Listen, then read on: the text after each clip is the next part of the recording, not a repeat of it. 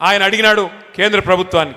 మరి రేవంత్ రెడ్డి చెప్తున్నాడు రాష్ట్రం అప్పుల పాలైపోయింది అంటున్నాడు, కేసీఆర్ గారు అప్పుల పాలు చేశారు అంటున్నాడు. ఎంత అప్పు అయింది? కేసీఆర్ గారు పదవి బాధ్యతలు చేపట్టినాడు, తెలంగాణ వచ్చినాడు, ఉన్న అప్పెంత? కేసీఆర్ గారు తప్పుకున్న నాడు ఉన్న అప్పెంత అని చెప్పి అడగడం జరిగింది. కేంద్ర ప్రభుత్వం రిజర్వ్ బ్యాంక్ని అడిగింది.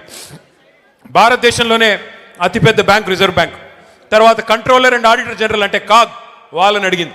అడిగి పార్లమెంటు వేదికగా ఆ బీజేపీ పార్లమెంట్ సభ్యుడికి కేంద్ర ప్రభుత్వం సమాధానం చెప్పింది. ఏం చెప్పిందయ్యా అంటే, కేసీఆర్ గారు పదవీ బాధ్యతలు చేపట్టిన నాడు జూన్ 2, 2014 నాడు తెలంగాణ రాష్ట్రం ఏర్పడ్డ నాడు ఉన్న అప్పు వారసత్వంగా మనకు వచ్చింది 72,000 కోట్ల రూపాయలు. కేసీఆర్ గారు పదవి నుండి దిగిపోయిన నాడు డిసెంబర్ 3, 2023 నాడు మన రాష్ట్రం యొక్క అప్పు 3,50,000 కోట్లు.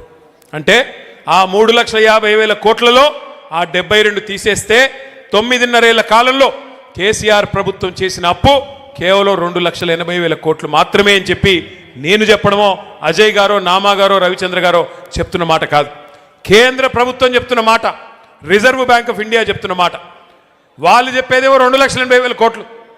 బట్టి గారిని అడిగితే 6 లక్షల కోట్లు అంటాడు, తుమ్మలను అడిగితే 7 లక్షల కోట్లు అంటాడు, బాంబులేటిని అడిగితే 8 లక్షల కోట్లు అంటాడు, రేవంత్ రెడ్డిని అడిగితే 10 లక్షల కోట్లు అంటాడు. నోరే కదా, ఏముంది, ఎటు పడితే అటు మాట్లాడచ్చు, ప్రజలు వెర్రోళ్ళు కదా, నమ్ముతారులే అనుకుంటున్నారు ఈ సన్నాసులు.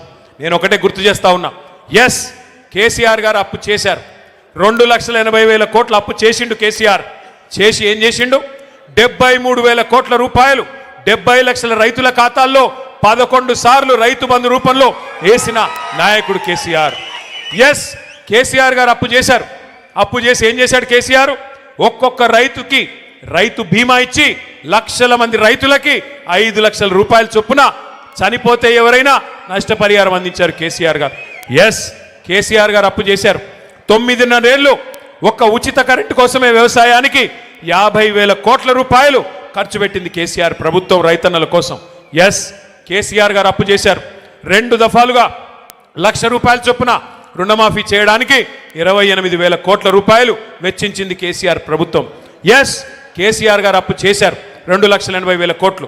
ఆ అప్పుతో 1,022 గురుకుల పాఠశాలలు పెట్టి 6.5 లక్షల మంది మన పిల్లలకి 6.5 లక్షల మంది పిల్లలకి ఒక్కొక్క అమ్మ మీద, ఒక్కొక్క అమ్మాయి మీద, ఒక్కొక్క తమ్ముడి మీద 1,20,000 రూపాయలు సంవత్సరానికి ఖర్చు పెట్టి నాణ్యమైన విద్య అందించారు.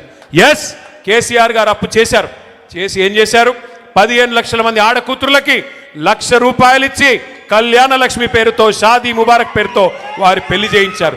ఎస్ కేసీఆర్ గారు అప్పు చేశారు. 32 జిల్లాలుగా తెలంగాణను మార్చి 32 కలెక్టరేట్లు కట్టారు. 32 కలెక్టరేట్లు మాత్రమే కాదు, 5 మెడికల్ కాలేజీలు మాత్రమే ఉన్న తెలంగాణలో 32 మెడికల్ కాలేజీలు పెట్టిన ఘనత, 32 నర్సింగ్ కాలేజీలు పెట్టిన ఘనత మన నాయకుడు కేసీఆర్ గారిది. ఎస్ కేసీఆర్ గారు అప్పు చేశారు. అప్పు చేసి ఇంటింటికి నల్లా నీళ్ళిచ్చే మిషన్ భగీరథ కార్యక్రమాన్ని 40,000 కోట్ల రూపాయలతో కట్టారు. ఎస్ కేసీఆర్ అప్పు చేసి పాలమూరు రంగారెడ్డి ఎత్తిపోతల పథకంలో 90% పనులు పూర్తి చేసి 30,000 కోట్ల రూపాయలు అక్కడ ఖర్చు పెట్టారు. ఎస్ కేసీఆర్ గారు అప్పు చేశారు. మీ ఖమ్మం జిల్లాకు వరప్రదాయని లాంటి సీతారామ సాగర్ ప్రాజెక్టులో 1,000 కోట్ల రూపాయలు ఈ జిల్లా రైతన్నల కోసం ఖర్చు పెట్టారు. ఎస్ కేసీఆర్ అప్పు చేసిన మాట వాస్తవం.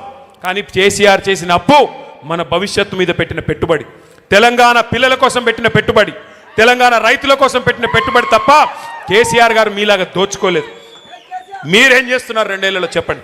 కేసీఆర్ గారు ఆ ప్రభుత్వం ఉన్నప్పుడు బ్రహ్మాండంగా రైతులకి నాట్లేసే టైంకి మీ ఫోన్లన్నీ టింగు టింగు టింగు అని మోగేది, రైతు బంధు మీ ఖాతాల్లో పడేది, 1,000 కోట్ల రూపాయలు మీ ఖాతాల్లోకి వచ్చేది. కానీ ఇవాళ 1,000 కోట్ల రూపాయలు టకీ టకీమని పోతున్నాయి. ఎక్కడికి పోతున్నాయి? ఎక్కడికి? ఢిల్లీకి పోతున్నాయి. రాహుల్ గాంధీ గారికి సామంతరాజులు కప్పం కట్టకపోతే పోస్ట్ ఊస్టింగే కదా. నెలకి 100 కోట్లు కట్టకపోతే, 60 నెలలకు 6,000 కోట్లు కట్టకపోతే పోస్ట్ ఊస్టింగే. నెలకు ఒకసారి పోవాలి, కాళ్ళు మొక్కాలి, కప్పం కట్టాలి, పోస్టు భద్రంగా ఉందా లేదా చూసుకోవాలి. అది తప్ప ఏంది నువ్వు పీకింది అని అడుగుతా ఉన్నా రేవంత్ రెడ్డిని. 2 ఏళ్ళు బూతు మాటలు తప్ప ఏమన్నా ఒక్క మంచి పని ఎవరికోసమన్నా ఒకరికని చేసింటే దయచేసి చెప్పమని నేను అడుగుతా ఉన్నా. ఇవాళ బూతు మాటలంటే చండాలమైన మాటలు నాకు ఇష్టం ఉండదు కానీ తప్పట్లేదు దరిద్రంగా